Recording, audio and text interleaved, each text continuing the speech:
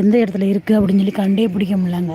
அவன் வாட்டில் புல்லுக்குள்ளே போய் மேய்ஞ்சிக்கிட்டு வந்துட்டாங்கங்க ஒரு ஆள். பார்த்துடலாமா?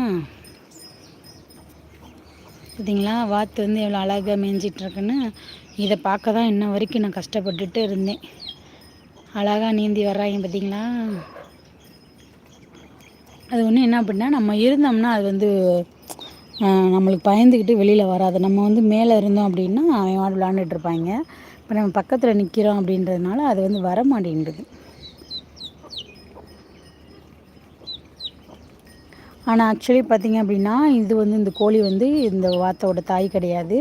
அந்த குட்டி வாத்து தான் அடை வச்சுருந்தோம். ஆனால் இது இந்த கோழி சேர்த்துக்குச்சு. என்ன எப்படின்னு தெரியலை. அந்த சின்ன வாத்துகளோடையே இந்த வாத்து தெரிய ஓட்டியும் அந்த 2 வாத்துகளையுமே இந்த கோழி சேர்த்துக்கிறச்சு.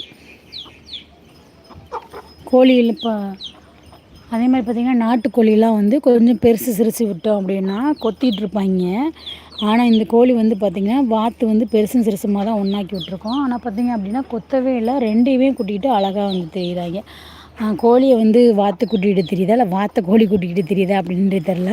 ஆனால் என்னை பொறுத்தளவுக்கு பார்த்திங்கன்னா வாத்துக்கு தான் கோழி அடிமையாக இருக்குது. ஏன்னா வாத்து போகிற பக்கம்லாம் கோழி போய்கிட்டு இருக்கு.